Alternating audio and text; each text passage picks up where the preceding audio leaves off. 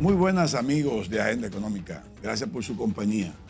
Hoy, Luis Manuel Piantini Muni y un servidor, Ezequiel Molina Lizardo, estarán compartiendo con una personalidad en el área financiera que no tiene desperdicio.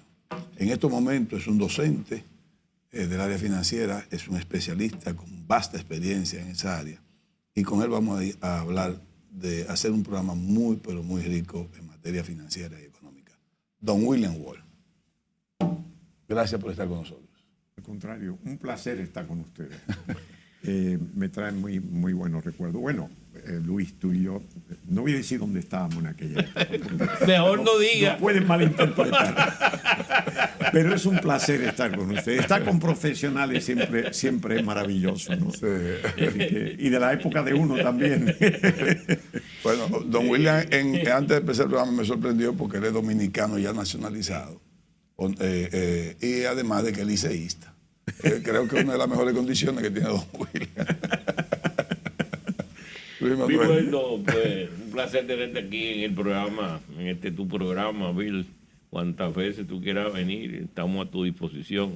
Y nosotros, para invitarte a ti todo el día también. Cada vez que y disfrutar de tu experiencia, porque la verdad es que tener a Bill Wall aquí es un privilegio. Pueblo dominicano, que Dios me lo bendiga. Buenos días en este domingo hermoso. Don William, yo tengo una pregunta rápida porque en el programa no ha habido tiempo de hablar de eso y creo que Luis Manuel y yo siempre hemos querido hablar, además de que fuera del programa hemos estado de acuerdo con lo que pasó. Es sobre César Iglesias y las acciones de renta variable, como se dice, ¿no? Se quiso criticar, se quiso echar como desprestigiar la operación y nos gustaría que usted nos hablara un poco de si la acción fue bien, si la operación fue bien, si la empresa lo hizo correctamente, si es una empresa sana, de acuerdo a su criterio y a su experiencia. Es interesante, las preguntas siempre son cortas, son las respuestas lo complicado y esa larga, ¿no? Sí, mira, el mercado de valores en República Dominicana, que comenzó al inicio de la época de los 90, tú te acordarás de aquello, no había todavía una ley ni mucho menos. Yo llegué de vuelta al país en el 95, en enero del 95, y al año comencé con un programa de televisión que se llamaba Bill Wall Inversiones y Finanzas, con imagen en PowerPoint, no sé si lo recordará tal vez, y hablaba mayormente del mercado de valores. Era un poco temprano, porque todavía aquí no había eso, ¿no? Habían puesto de bolsa, había unas transacciones, pero realmente el mercado era embriónico, no había grandes cosas. Y yo fomenté en televisión durante 6 años lo que era un mercado de valores, utilizando como base los mercados internacionales. Para mí, el llegar a emitir acciones en República Dominicana fue realmente un éxito que fomentaba el trabajo que habíamos hecho mucho, entre ellos, me pongo yo, en los mercados de valor en el país, de alguna manera. El país necesitaba eso, el país está un poco rezagado en cuanto a mercados de valores. La economía dominicana en su evolución en los últimos 20 años se ha desarrollado mucho más que el propio sector financiero. Y cuando hablo sector financiero hablo mayormente mercado de valores. Porque la banca evidentemente ha evolucionado, pero ha evolucionado en base a los sistemas de pago, la banca digital. Los productos son los mismos que yo recuerdo cuando estuve aquí en el Royal Bank of Canada en la época de los 60, con nombres cambiados. Pero el mercado de valores era necesario para impulsar una economía que está en auge. ¿En la época de qué década fue que tú estuviste aquí con Roger? Yo llegué a final del 63 y me fui en febrero del 71. ¿Oh, sí? En el 63. Revolución de Abril, que fue algo para escribir. Yo sé, alguien ha escrito un libro, pero había que estar en la banca para darse cuenta de lo que era hacer banca en República Dominicana, específicamente en la ciudad capital. Tú viniste a Roger en el 63. Yo vine con el Royal en el 63. Yo entré en el Banco Central en el 70. Y tú saliste en el 71. 71 de vuelta a Montreal con el Royal Bank. Ok. Yo nunca dejé el Royal Bank. Allá abajo En Isabel la En la Católica. Isabel la Católica, en la esquina ahí. Con las Mercedes. Sí, así mismo. Y lo único era que Royal Bank era el único banco extranjero. Primero fue el primer banco. Pues en Nova 1900. Scotia estaba ahí también. en El esa Scotia, época, estaba sí. el Scotia, el Chase cuando yo llegué. Sí. Y el Reserva el estaba City ahí. estaba en el Conde y estaba Reserva y abrió el Popular Exacto. el día 2 de enero del 64. Sí. 2 o 3 de enero del 64, donde está ahora el Museo de la Policía Nacional, en Ya. la calle que baja hacia la Plaza España. ¿Usted es canadiense? Tengo ciudadanía canadiense. Originalmente soy de padre inglés, madre originalmente española, que se naturalizó británica, en Tánger. Yo nací en Tánger, la ciudad internacional, zona internacional de Tánger, Marruecos, cuando Marruecos tenía el protectorado francés, que era la mayor parte de Marruecos, el protectorado español al norte y la zona internacional de Tánger a la entrada del estrecho de Gibraltar en la parte del Atlántico. Ok. Entonces era una ciudad internacional, circulaban todas las monedas, había un estatuto de naciones que administraba la zona, Inglaterra tenía finanzas, Francia tenía aduana y migración, España tenía salud pública, Bélgica tenía seguridad, el jefe de la policía era belga, y en ese estatuto de naciones, ese combinado, estaba Italia, que era firmante, y si se fijan bien, todos esos países tenían colonias en África. Y eso se hizo, me acuerdo que comenzó en 1906 para evitar que Alemania entrara en Marruecos. El sultán de Marruecos, hoy es rey, pero el sultán tenía dificultades y había una debilidad de gobierno y los alemanes empezaron a influenciar, tratar de influenciar al sultán. Francia, con posesión ya de Argelia y Túnez y cierta influencia ya grande en Marruecos, no le interesaba eso. Y España, con la ciudad de Ceuta, que era parte del territorio Ceuta español, y Melilla, que habían en las cercanías minas, que era por lo que los españoles explotaban, no le interesaba. Y a Gran Bretaña mucho menos, porque esa era la entrada al Mediterráneo y el camino para la joya de la corona, que era la India y Australia y demás. Entonces no le interesaba. Y para dejar fuera a Alemania, todavía no había comenzado la Primera Guerra Mundial, hicieron este acuerdo de dividirse Marruecos como protectorado y esta zona internacional. Interesante. Entonces, Sí, eso es, interesante. ahí circulaban, uno podía ir a un restaurante y decía, ¿en qué moneda usted paga? Dólares, tal, y la moneda que tú quisieras. Mi padre tenía una farmacia, era farmacéutico, y tenía cuentas, y ahí aprendí yo lo que era banca, sin darme cuenta, siendo un niño. Tenía cuenta en peseta en el Banco Bilbao y el Banco de Vizcaya, que eran dos bancos separados en aquel entonces. Tenían libra esterlina en el Bank of British West Africa. Tenía dólares en el Banco Pariente, que era un banco suizo. Tenía francos marroquí en el Banque d'État du Maroc y tenía francos franceses en el Crédit Foncier. Y entonces me mandaban, yo tenía 7, 8, 10 años con el mensajero a hacer los depósitos de acuerdo a las monedas que había recibido ese día de las ventas. Ya. Y allá iba yo con este señor. A diferentes bancos. Y entonces, era ahí aprendí yo banca, ¿no? Y los cambistas, ¿no? Los cambistas en la calle, en la corona sueca, el escudo portugués, el marco alemán, la lira italiana, todo eso. Y tú caminabas y tenían un stand en las puertas con una pizarra y caminaba esa calle donde estaba la farmacia de mi padre, recuerdo la calle Siagui, y yo al final de la calle ya te sabía a cuánto estaba cada moneda, porque No me la digas curiosidad, eso. yo las monedas, el dinero, uno tenía esa inclinación. Y era un free for all. No se pagaba impuesto. No hay lugar del mundo donde alguien pueda ver una procesión de Semana Santa, porque por supuesto estaba la Catedral Española, la iglesia de San Andrés protestante inglesa, los templos judíos, por supuesto, la sinagoga, las mezquitas, todo eso estaba ahí. Y nosotros éramos católicos, y en la procesión de Semana Santa, pues habían dos bandas de música en Tánger. Una era los bomberos y la otra era los Boy Scouts. Y los Boy Scouts eran judíos, los bomberos eran musulmanes. Y acompañaban la procesión. Una banda adelante y otra atrás. O sea, eso era algo impresionante. ¿Se llevaban bien? Sí, no, aquello era una cosa impresionante, ¿no? Y uno nace en ese ambiente multicultural, multinacional, de diferentes monedas, ¿no?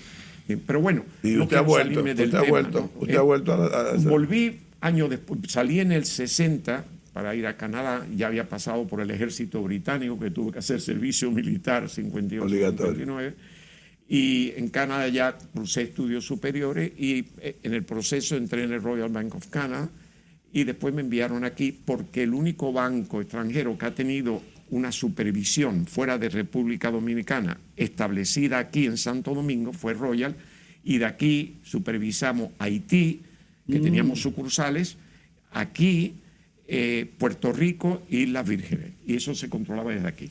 Y yo por los idiomas, porque me había educado en colegio francés, en colegio español y colegio ingleses, por eso conocía la historia de esta isla muy bien, con diferentes versiones, la misma historia, pero ¿verdad? Y la conocí antes de llegar aquí. Entonces viajaba mucho a Haití, cuando Papadoc y eso. Pero bueno, no quiero salirme mucho del tema, pero volviendo a César Iglesias, y César Iglesias tiene una particularidad. César Iglesias se funda en 1911, si mal no recuerdo, yo no había nacido, y el Royal llega en 1912 por la South Puerto Rican Sugar.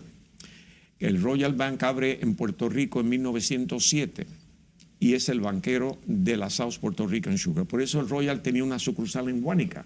Que no se le ocurra a nadie, un banco extranjero, tener una sucursal en Puerto Rico, en Guánica. Ponce sí, pero Guánica como que no va. Y entonces, pero era por eso. Y la South Puerto Rican Sugar se interesa en las tierras que hoy son de Central Romana, ¿no? Porque era el precursor de la Central Romana hoy. Y entonces no había banco aquí, no había un banco que le pudiera... Había casas de banca, pero eran más bien representantes de bancos internacionales.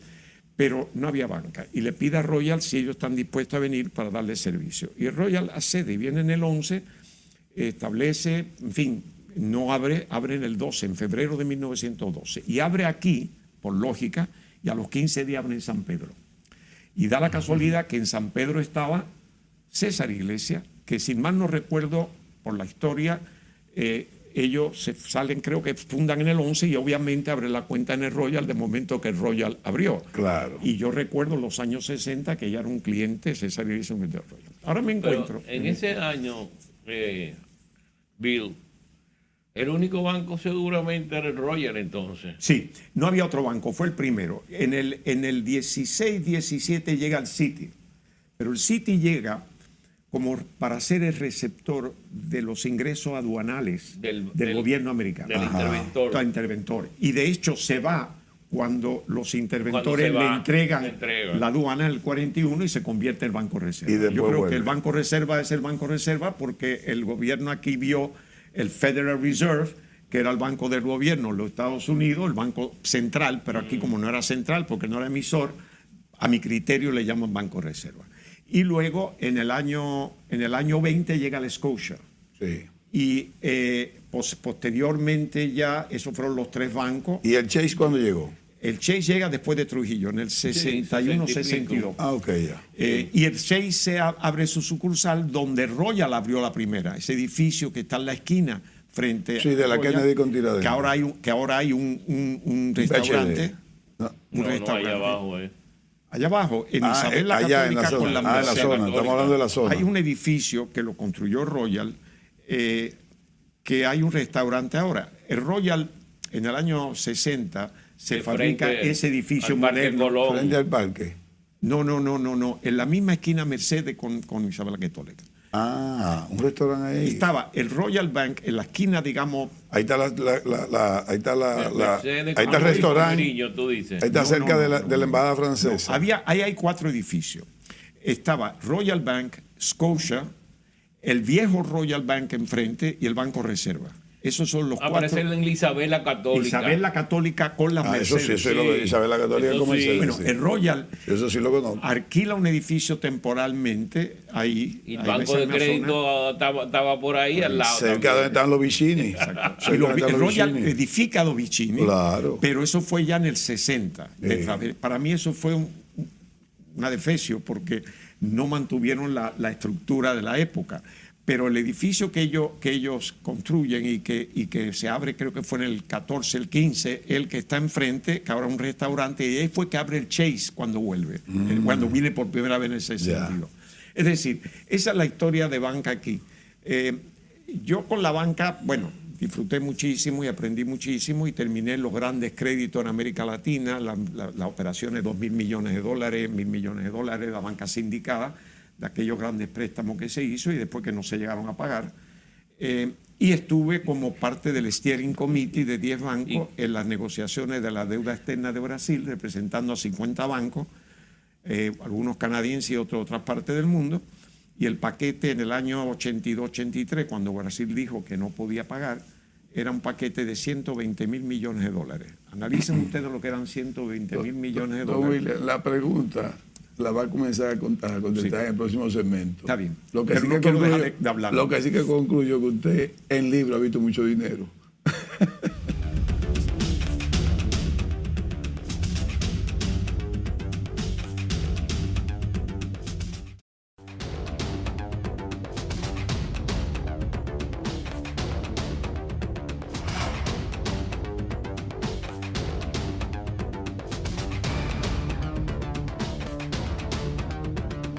Continuamos nuestro conversatorio con don William Wall. Don William, entonces vamos a contestar lo de César Iglesias. Eso es interesante. Pero son cosas que hemos hablado que no se saben de esa época, ¿no? No, usted tiene que volver, porque ¿verdad? Él tiene la historia. Cuando ustedes quieran. Lo que tú has dicho aquí realmente es sumamente... es una lección, ¿no? Lo que tú has dado realmente del surgimiento de la banca en el país. Cuando tú vuelves en octubre tienes que volver, don William, para hacer un programa de historia. Yo me identifico historia mucho financiera con este país y la verdad es que llegué a entenderlo muchísimo, llegué a comprenderlo, llegué a apreciarlo. Porque ya lo estás perdiendo. No, uno se desespera a veces, pero es parte... No, pero mira, si yo me jubilé... Bueno, tomarse en serio el país para la generación nuestra es difícil, porque venimos de otra época, de otras condiciones, ¿no? Y eso se ha ido perdiendo en el mundo. Sí. Pero este país, para una persona, las condiciones de uno, jubilado, que tiene recursos para poder, sin tener grande dinero, pero en fin, para poder... hay pocos vivir países, cómodamente. Hay pocos países como este. Y mira qué interesante, como extranjero aquí, desde que yo llegué, no puedo hacer nada mal. Me parece que estoy graduado de Harvard, de Oxford y la Sorbona. No, de ninguna manera aquí. Tú eres extranjero y es una cosa, la forma de recibir al dominicano, alguien de fuera. Y mira que yo he estado en muchísimos países, en ninguno lo he visto. Es acogedor, te hace... Aquí no hay conocido, aquí hay amigos. Te acaba de conocer uno y ya te presenta como un amigo de toda la vida. Y compadre. Exacto, es una cosa increíble. Y ese cariño que es... Con el tiempo algo se pierde, ¿no? Porque las sociedades evolucionan. Pero eso todavía existe. Y eso es único. No lo he visto en ninguna parte. Y cuando uno nace donde no pertenece y pertenece donde no nace, como me pasó a mí, y hay que salir de allí porque la situación cambió dramáticamente, entonces el pertenecer a un sitio y ser acogido tiene un valor incalculable. De entrada, nada más que de entrada, no que te tenga que probar que realmente tú te lo mereces. De entrada. Y Herminia era un sitio que acogían a uno con tanto Pero usted cariño, se lo ha ganado también. tanto cariño. Usted se lo ha ganado, ¿verdad, Luis Manuel? Se lo ha ganado. Sí. Porque han llegado mucha gente también que no se lo gana. Bill es un gran... No, yo lo que... Y un gran técnico. Lo que yo creo... Conocedor de su... Yo soy un fanático, casi fanático. Un apasionado. Sí, yo me apasiona y lo creo y lo llevo hasta el fin. Y precisamente lo voy a mencionar con lo de César Iglesias, porque yo no estaba aquí cuando salieron las acciones y eso vale la pena mencionarlo. Bueno. Pero ni cuando salieron los videos. Exactamente. El primero, y el segundo y el tercero. Y yo venía ya preparado los para videos que estaban hablando. Yo quería preparar la campaña que se hizo. Y quisieron hacer en contra. Que fueron unos videos feísimos, insultantes, claro. ofensivos. Y yo venía preparado para hablar de eso, porque digo, esto es injusto hacer eso a un mercado como este, lo que ha costado ese mercado de esfuerzo y de interés, y lo que este país necesita eso. Además, vamos a hablar. Bill, hay una cosa, César Iglesias tuvo varias multinacionales extranjeras detrás de interesadas de comprarlos. Oye, y es un gran logro que se haya quedado en manos de los dominicanos. Porque en este país lo que está pasando es que aquellas grandes empresas están pasando a capital extranjero como monopolios, porque esa es la desgracia, como monopolio. Sí, como pasamos en entonces, sería. toda la renta capturada se va hacia afuera. Si tú ves la balanza de pago en renta al exterior, tú dices que 4.000 millones entró de ingresos de capital. ¿Y cuánto salió en renta? Sí, Ve para que tú veas. 3.100. 3.100 salieron. Por ahí. Sí. Lo que queda es un poquitico. Sí, el neto son 900. Y lo que se cobra afuera que no viene para Y acá. no viene para Sí, acá. sí. ¿Ve? Entonces, Los hoteles, eso es por una ejemplo. realidad que hay que exponerla. Sí. Que hay que ponerla. Yo lo dije en el Julito Jacinto, recuerda que yo Sí, dije claro. al final, Yo lo sigo compañeras mucho. que son íconos de República Dominicana que han sido compradas por extranjeros. Yo no tengo nada contra los extranjeros, No, porque además también, ni pero yo tampoco. definitivamente lo que es de aquí es de aquí. Y el país se identifica con esas empresas y eso es como un familiar se le vaya a uno de la casa y se vaya a vivir con el vecino. Yo sí. César Iglesias, para mí fue idóneo como primer emisor de acciones en el país. Es una empresa industrial muy diversificada, con una trayectoria de más de 100 años en el país y además no solamente en el país, es que tiene un mercado interno y un mercado externo. Se abastece parte de las islas del Caribe y tiene un nombre, César Iglesias. Entonces tiene todas las características de una empresa conglomerado, diversificada en productos, diversificado en su mercado, exportando y el programa interno. Y luego tiene una conexión últimamente muy directa con Unilever, que es una gran empresa anglo-holandesa de productos que conocemos muchos de ellos, que no va a hacer ningún acuerdo con nadie que no tenga las características adecuadas para asegurarle que sus productos se mantienen en el mercado a un estándar de entrega y de manejo como debe ser. Naturalmente, y su prestigio como empresa. Así es. No se lo puede jugar, ¿no? Entonces, era yo no pensé nunca que podía ser una empresa industrial. Yo había sugerido en un momento dado que me parecía lo lógico que fueran los bancos los primeros en emitir acciones, porque son instituciones reguladas y son instituciones que ya tienen obviamente la aceptación del público, que es donde depositan su dinero, y una manera de fortalecer la banca es que tenga acciones que se vendan al público. Mira, Proamérica parece Sí. que va en ese camino. Sí, no, yo creo que a la larga eso viene porque una de las debilidades que habían, hago un lapso, las debilidades que habían cuando vimos la deuda externa que yo participé en prestar y luego traté de recuperar, la deuda que fue cuando explotó en el año 82-83, pero esa última etapa de los 70 y comienzo de los 80, el endeudamiento de América Latina, que fue con la banca privada porque no había un mercado de valores desarrollado en América Latina para traer ese monto de dinero que se creó con el petrodólar, porque había subido el barril a $35 en el año 69 y aquello fue enorme y esos dólares pues entraron en la banca y la banca se la prestó a los gobiernos. Y fue balanza de pago. Pero bueno, de todas Pero maneras... en el caso de aquí, Bill, no fue préstamo al gobierno.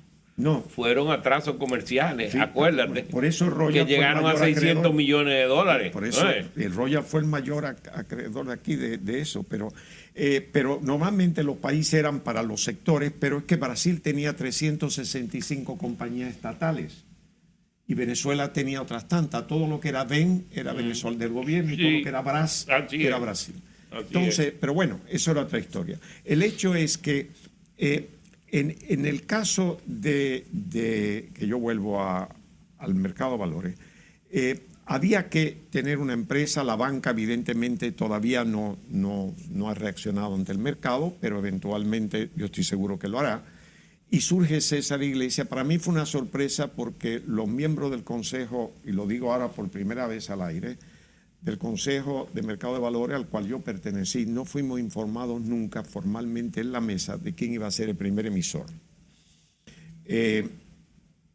No fuimos. O sea que yo desconocía hasta que se anunció públicamente hace un año y pico en un hotel de la ciudad, se hizo una presentación ahí fue que yo conocí quién iba a ser el primer emisor.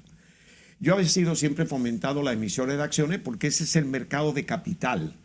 Ese es el verdadero mercado para atraer capital. Lo otro son títulos de deuda. Sí. Y lo que buscamos aquí a la larga en el país, o debemos buscar, es atraer capital extranjero sin tener que ceder nuestras empresas. Es decir, que participen en la empresa, por supuesto que sí. Exacto. Y si participan comprando acciones, y lo mismo que esas acciones, también participan ofreciendo tecnología, mejor todavía. Correcto. Eso sí, y nos insertan en otros mercados, fabuloso, magnífico. Así es. Pero lo que obviamente hace falta es traer capital. Los títulos de deuda es un mercado que realmente existe, fabuloso, como el mercado de futuro, que no lo tenemos, pero en fin, todo eso es el engranaje. Entonces surge César Iglesias. Yo oí a alguien decir en televisión que no compraría César Iglesias, los fondos de pensiones no deberían invertir en acciones de César Iglesias porque él con su experiencia indica que tiene que tener un track record.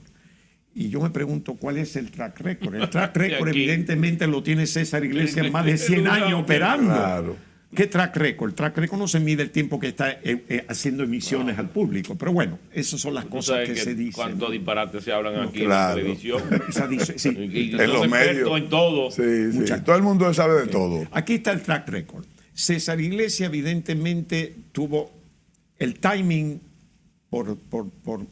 no por culpa de César Iglesias, sino primero el COVID Retrasó. y la política monetaria, evidentemente, y luego viene la inflación, donde viene una contracción monetaria. En fin, el timing no fue el más adecuado. Pero, sin embargo, ya las cartas estaban echadas, estaba la decisión tomada y César Iglesias siguió con su plan. Y justamente antes de salir la emisión, pues la calificadora de riesgo la baja de AA a AA menos. Sencillamente porque ese año el resultado había sido negativo y tenía deudas que de hecho esta emisión iba a absorber esas deudas, pagar las deudas, lo que le daba a la empresa Una fortaleza. Fortaleza extraordinaria con un flujo de caja a ningún costo. Exacto. ¿Verdad? A ningún costo, y se quita un peso de encima del pago de los intereses y costos de la deuda, se quita la presión del tiempo y solventa realmente la empresa. Exacto. Porque cuando se invierte en acciones, no se invierte para 20, 30 días, se está Exacto. invirtiendo al futuro. Exacto. Las expectativas que se crean en el mercado de esas acciones en el tiempo. Entonces, Por sale eso es que César tú ves Iglesias. que todo esto disparatoso se callaron. Ya, se cayó. Tuvieron que ¿Hola? hacerlo. ¿Eh? Tuvieron que hacerlo porque Ya, no tenían base. No había ¿No base. se cayó? pero- Porque Sí. coincide también con el año preelectoral. Y entonces el país, la política siempre está funcionando. Pero Y la un año competencia, preelectoral hermano. surge Sí, también sí, el sí. elemento Los competidores político, también, Los ¿eh? competidores. Y además todo empezó para hacerle daño al fondo de pensión. Ahora, fondo de pensión. Fue algo colateral. Mira, en este mismo canal yo tuve 2 programas con Mónica Gutiérrez donde expliqué cuando se criticó los fondos de pensión con respecto a llamadas pérdidas por la apreciación del sí, peso. El peso, que fue un disparate. Y luego fue también porque evidentemente el mark to market, porque se marca valor mercado, le representa una pérdida en ese momento, porque se está contabilizando un fondo de pensión que hace inversiones por lo rural a largo plazo, un mercado que contabiliza al valor virtual de la última negociación Anual. al cierre del día. Pues obviamente tienen eso y eso pasa Esas en todas variaciones. partes. Bueno, el Banco Central le pasó. El Banco Central, ¿qué pasa? No se enuncia porque no es así. Banco Central, las reservas internacionales básicamente en dólares, ¿verdad? Puede ser Sí. que haya algunos euros, ¿no? Pues cuando se apreció el peso, evidentemente en Claro, términos de peso que hace su bajó. contabilidad, esa reserva bajó de valor. Bajó. Es normal. Lo que pasa es que no se entiende cómo eso funciona y yo creo que los fondos de pensiones, el error fue la falta de comunicación clara, de haberlo aclarado, ¿no? Entonces, no se hizo. Caso de César Iglesias me hizo, yo me iba a reír cuando con unos amigos, porque le digo, bueno, la acción, yo no estaba aquí en el país cuando salen al mercado, pero empezaron a subir, hubo una demanda, personas que querían comprar Así es. y no había suficiente ni le vendieron lo que ellos pidieron, lo solicitaban. Porque todo el mundo la- quería. ¿Qué pasa? Digo, bueno, si los fondos de pensiones a los 3 días de haber hecho la inversión venden acciones de César Iglesias, vamos, no para afectar el mercado, sino para un estudio para decir sencillamente aquellos que quieren, vamos a ir poniéndolo en el mercado ahora, Correcto. una parte de lo que hemos comprado y para que ellos entren, yo bajo mi posición y yo gano dinero. Los fondos de pensiones podían haberse ganado un 30% en esa venta en 3 días. Pero los fondos de pensiones tampoco tienen experiencia en los mercados de capitales. No, ni están especulando en el mercado. No, pero no especular. Es que tú tienes ese valor. Lo que pasa es que la política de ello es a largo plazo. Por eso. Pero ese valor no necesariamente a largo plazo. Hay una gran diferencia entre el título de deuda y la acción. Tú una acción la puedes vender cuando tú veas que la compañía no va llenando las expectativas que tú tienes. Tú no vas a esperar a que no la llene para que la acción baje. Tú la vas a vender algo. O sea, que el valor de la acción en términos de retención es mucho más movible que un título de deuda que tiene un periodo fijo con una tasa de interés. Exactamente. Por consiguiente, aquí lo que tiene es valor mercado. Y el valor mercado está fundamentado en la combinación de 2 elementos. En la demanda. Uno es, obviamente, la situación de la empresa, que es indudablemente las expectativas que crea. Correcto. Y el mercado funciona de esta manera. Están las expectativas que la empresa propia tiene. Y que cuando va a hacer una emisión, pues no una emisión, cuando ya tiene la emisión en el mercado y trimestralmente tiene que informar su posición. Esa empresa está obligada a trimestralmente presentar su estado y decir qué resultado ha tenido, porque son empresas reguladas, como hacen los bancos. Entonces, ¿qué pasa? Tú tienes esto y si no cumple con lo que la empresa da, ¿verdad? Está bien, a lo mejor no cumple con lo que la empresa da, pero tú tienes también las expectativas de los técnicos del mercado, que también son los puestos de bolsa, los en fin, todo el mercado. Y después tú tienes las expectativas de los inversores. Correcto. ¿Y qué pasa? Si la empresa excede sus expectativas, pero no logra llegar al punto de los que influyen más, que son los que realmente son los técnicos del mercado, entonces es posible que la acción baje de valor algo. Quiere decir que eso funciona en base a esas expectativas. Entonces, que se crean. Entonces, si el fondo de pensión aquí se hubiera dicho, bueno, vamos a sacar esto, y yo veo que eso sube, evidentemente hay una demanda enorme, sin que haya prueba de nada. No se debe al mercado, no se debe a la condición de la empresa, sino sencillamente al deseo de invertir. Y si yo tengo la cartera, yo digo, déjame ver, hemos comprado tanto que fue una cantidad grande, pues déjame vender algo aquí, llevando el mercado. Es decir, lo voy vendiendo sin que afecte la tasa de bajada, que no me baje, que me mantenga lo más posible, y yo voy vendiendo, voy realizando ese dinero. Correcto. Y cuando yo vea que llega a un plató, porque yo tenía una inversión grande ahí, que llega a un plató, yo dejo de vender. Entonces, yo hago así, pum, la posible pérdida que yo tuve con la apreciación del peso en los libros, y la que yo pudiera tener por tener bono marcado a un valor mercado que era inferior al valor que lo compré, pues me cubro parte de esa pérdida con esa operación. Eso es parte del mercado de capitales. Es así que se manejan las acciones. No tiene por qué quedarte en una acción porque no hay un tiempo preciso. Si hay una deuda, tú puedes decir, la deuda, un bono 10 años, voy a quedar los 10 años, porque estoy viendo que la tasa de interés ha bajado y esto, pero la acción no tiene fecha. Entonces tú tienes que saber en un momento de decir, mira, yo tengo una posición aquí bastante grande en la empresa, bastante, en fin, amplia. Déjame salir cuando esto esté un plató que yo vea y puedo vender y comprar otra cosa. Pero ahora lo que yo creo, Bill, pero bueno, eso no es que en términos de fondos de inversiones y en términos de fondos de pensiones hay una diferencia en términos de que el fondo de pensión es más conservador. ¿Por qué? Porque está en posesión de recursos de pensionables. Entonces, por eso no es tan agresivo como puede ser un fondo de inversión que tú lo colocas, esos recursos, precisamente para ese tipo de operación. Yo necesito, porque es una pregunta que yo le tenía a don Will, tú prácticamente la has contestado, pero vamos a dar la definición de don Will, de don William, sobre lo que sí, acaba de porque poner. hay dos cosas. Pero vamos a hacerlo en el próximo segmento. Sí, por supuesto.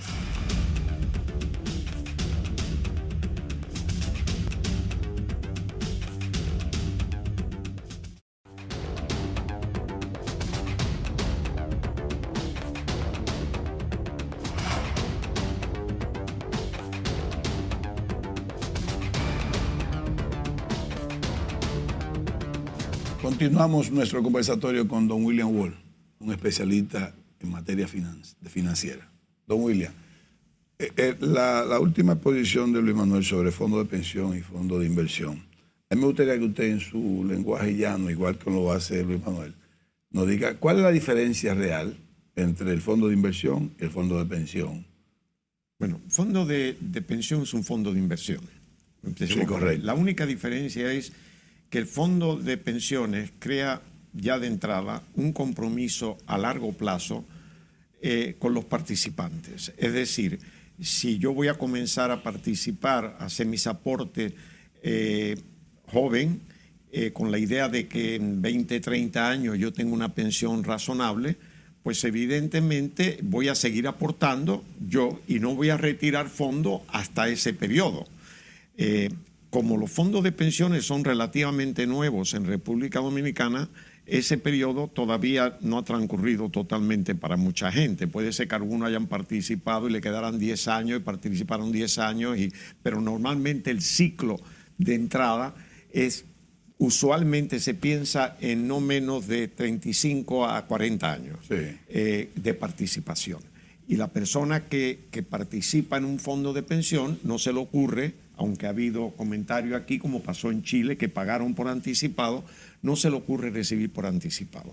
El fondo de pensión lo constituye para el aportante su seguro después que ya no tiene ingresos fijos. Normalmente son aquellos empleados, aquellas personas que ya se jubilan, cesan su ingreso y tienen una forma de poder mantener una condición de vida aceptable.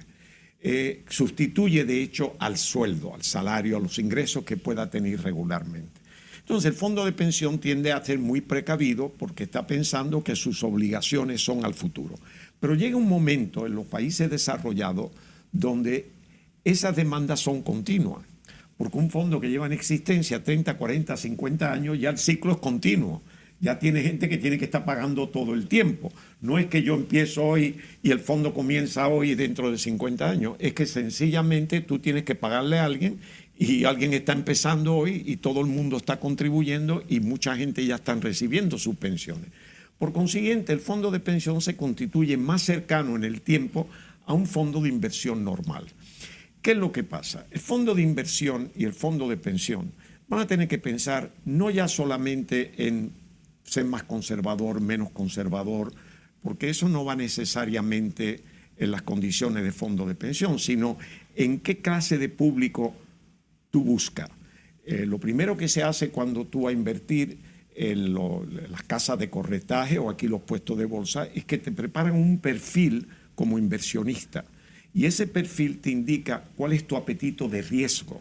Tú eres una persona de alto riesgo, de riesgo mediano, tú eres una persona muy prudente, y eso depende mucho también de los recursos que tú tengas. Entonces hay personas que no tienen mucho salario, pero se juegan la lotería 500 pesos, 1,000 pesos todos los días, o que van al casino. Esos son personas de alto riesgo. Y hay otros que son mucho más prudentes, ¿verdad? Son mucho más prudentes. Es decir, eso te lo analizan. Y si usted tiene estas características como individuo, y después usted tiene tantos bienes, qué dinero usted puede disponer para invertir, y ahí ya casa uno con el otro, porque yo puedo tener un apetito de riesgo muy alto, pero no puedo jugarme, ¿qué te digo yo? Un dinero más allá de lo que uno tiene, ¿no? Es decir, eso es lo que te hace. Quiere decir que tú tienes un fondo de pensión que tienes que pagar y que tienes que pensar que va a comenzar a pagar ya. No piense en 40 años. Va a tener la pensión porque ya eso está funcionando. Entonces tú lo que tienes que ver ahora, ¿qué instrumento hay en el mercado? Tú te vas a encontrar con títulos de deuda de diferentes características. Tú tienes título de deuda, tú me dirías a mí que un fondo de pensión no debería tal vez invertir en un título de deuda a corto plazo. Por ejemplo, una letra del Banco Central da la impresión que no sería conveniente para un fondo de pensión porque eso tiene 2 años de vigencia y el fondo de pensión tiene que pensar en el retiro. Pero no es así, porque si un título, por ejemplo, del Banco Central, en el momento, digamos, hace 2 años, cuando la tasa de interés estaba baja, pagaba un 6, un 7%, y cuando la tasa de interés suba, ese mismo riesgo paga un 10, 12%, es evidente que el fondo de pensiones muy bien, al ver que hay un movimiento alcista en la tasa de interés, pueden muy bien vender ese bono, aunque tenga una pérdida, y sustituirlo con un bono de una tasa mayor y retenerlo. Es decir, que no hay nada fijo. No es decir que la inversión no tiene que decir yo tengo que pagar este dinero a los participantes en su futuro, entonces todo lo mío tiene que ser hacia el futuro. Tú tienes que darte cuenta que los instrumentos son renovables, que los instrumentos, que las condiciones de política monetaria son diferentes, la tasa de interés, que las acciones, los sectores y demás cambian y hay unos más atractivos que otros, y por consiguiente tú tienes que tener un equilibrio de riesgo, como los bancos tienen que tener un equilibrio de riesgo que se fundamenta en el promedio de vigencia de los recursos que tú prestas, ¿verdad?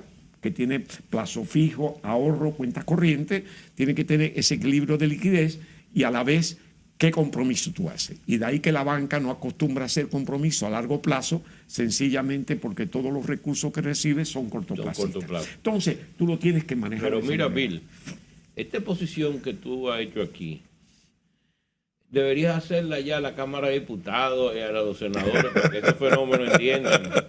Porque viven hablando disparates y no entienden nada, tú sabes.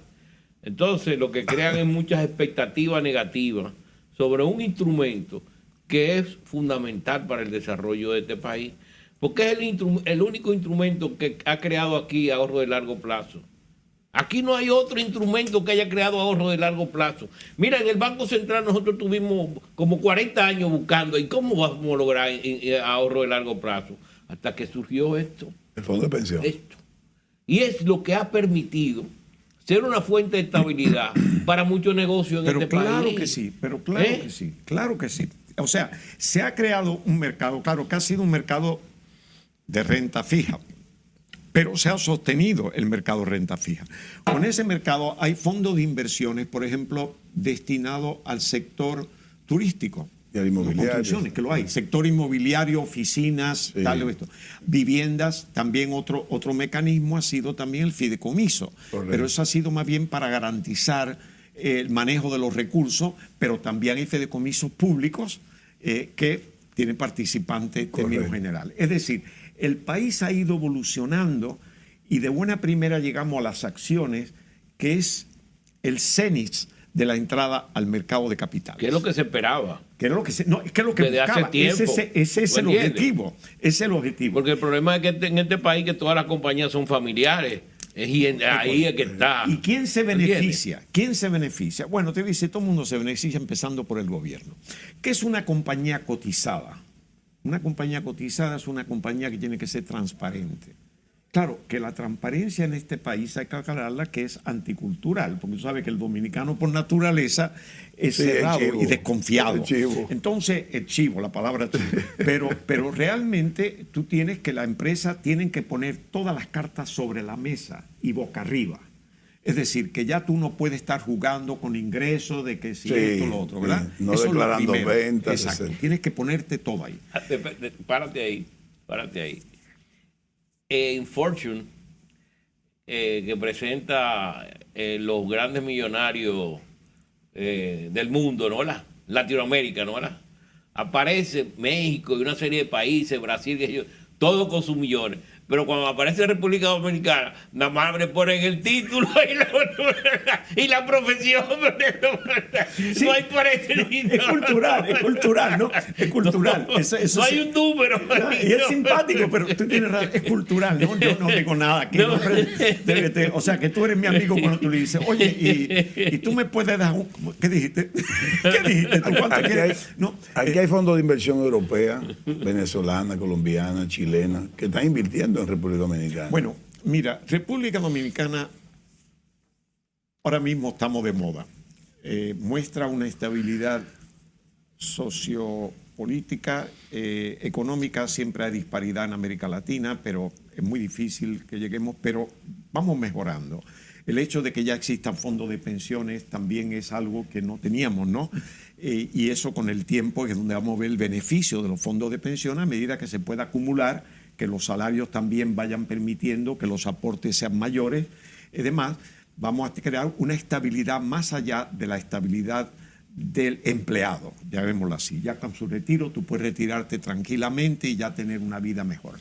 Es decir, nosotros hemos ido evolucionando los últimos, pongamos 20 años, de una manera en el mundo financiero, el mundo sector, de una manera extraordinaria. No, lo que dijo Luis sobre, por ejemplo, el manejo del Banco Central, de su propia posición del Banco Central, el manejo de la política monetaria del Banco Central, el manejo de Hacienda, que lo está haciendo muy bien con las emisiones de bonos soberanos, hasta el punto donde ellos emiten bonos soberanos con una provisión de una parte no se utiliza, sino que se queda después para poder comprar lo que vaya quedando de la deuda y hacer maniobra con eso. O sea, hemos llegado a cosas sutiles que la mayoría del público no conoce o no entiende. Y Luis pegó en la cabeza del clavo cuando dijo, es que no conocen, te referiste a un grupo específico, pero en realidad no hay la cultura, no ha habido la oportunidad de que la gente vayan entendiendo. Acabamos de emitir la primera acción, no podemos estar juzgando, haciendo juicio, tenemos que dar un tiempo de ajuste. Pero yo le garantizo a ustedes que posiblemente, uno de los motivos que indujo a César Iglesias a emitir, posiblemente se lo dio la Unilever. Porque le crea una estabilidad a Unilever de tener un representante de sus productos que se identifican con sus productos en esta zona, cuando es una compañía cotizada, transparente, que para los propios accionistas de Unilever, una compañía muy grande, le da una seguridad de que tiene un representante que no tiene nada. Además, don William, que buscar 5.000 millones de pesos en la banca es muy difícil. Es mejor venderlo en las acciones. Pero mira, con relación a eso, Ezequiel, y un caso. Yo creo que este es uno de los casos más interesantes y la pena es que hayas fracasado. El caso de Bancomercio. El señor cualquiera de que Bancomercio, sea. Sí. ¿verdad? Ese mismo. ¿Qué fue lo que hizo? Capturó los colmados y supermercados y tiendas de las provincias y los hizo accionistas del banco. Ya tú tenías el cliente ahí y una diversidad. Ese es uno de los casos más interesantes porque hubo una época en que aquí habían acciones populares que se crearon en una cervecería en La Vega, la lechería también, otra lechería, brasileño que vino, era dominicano casado con una brasileña, algo así, Molini, creo que se llamaba. Se crearon compañías de acciones populares. Y algunas de esas ya fracasaron porque no era el momento adecuado para eso. Pero tal vez ahora en que el mercado ya ha madurado de esta forma, es que esas compañías pudieran ser exitosas. Que son reguladas. En los 2 minutos que nos quedan, 2 minutos. 2 minutos. Por eso es que usted va a tener que volver pronto. Y se lo decimos a todos, pero usted sí es verdad que va a tener que volver pronto. Bueno, pues tengo que decirle a usted. Bien. Los fondos de pensiones dominicanos deberían tomar un poco más de riesgo en esa inversión a largo plazo. Porque ahora el 80% está en Hacienda y en el Banco Central. Y lo entiendo, porque con la parte mediática que hay aquí, de que los fondos de pensiones, que la gente no tiene confianza cuando están muy bien manejados, a partir de que los más de 1.000 millones de fondos que hay en el fondo de pensión, el 58% lo está dando la rentabilidad de los mismos. O sea, podrían arriesgarse un poquito más para buscar más rentabilidad. Mira, yo no soy partidario de sugerir aumento de riesgo. Okay. Yo creo que los fondos de pensiones irán evolucionando de acuerdo a los instrumentos disponibles en el mercado. Perfecto. La política de riesgo es una política que marca unos parámetros de riesgo. Los parámetros de riesgo no tienen nada que ver con los instrumentos, son los parámetros de riesgo. Ahora, ¿qué tú incluyes en esos parámetros de acuerdo a lo que haya disponible? Entonces tú haces un manejo no solamente de tiempo en la inversión, sino de tiempo, de tipo de inversión que haces. Si son acciones, pueden hacer acciones preferentes, que es más parecido a un bono, si hay bonos del Estado. Ahora, hay que pensar lo siguiente. El mercado de valores se creó por el sector privado para el sector privado. Ya. El gobierno se beneficia, los gobiernos se benefician del mercado, pero los títulos del tesoro en los países desarrollados no pasan por la bolsa de valores, es over the counter, no es mercado de valores, o sea, es el Estado, pero el mercado entra. Ahora, se creó por el sector privado y un ejemplo fue las compañías de las Indias Orientales, holandesas y británicas. La bolsa de valores de Ámsterdam se funda en 1600 y quebró en 1611 y era para vender acciones de la compañía de las Indias Orientales, la actual Indonesia, Yakarta, todo eso. Y la británica lo mismo, no eran títulos de deuda, eran acciones. Ellos no se iban a endeudar. Pero era para explotar. Para explotar. Pero en vez de endeudarse, que había que pagar intereses a un costo muy alto, tú te haces accionista y tú vas a sacar los beneficios. Como los beneficios, la expectativa eran elevadísimas, pues Gran Colonia. Levanta su mano derecha. ¿Jura volver al programa? Oh, por supuesto, levanto las dos. No, por supuesto, ustedes son interesantes. Gracias por su participación. No, para mí es un grato placer y un honor estar con ustedes. Gracias a ustedes por estar con nosotros. Que Dios los bendiga. Hasta la próxima entrega.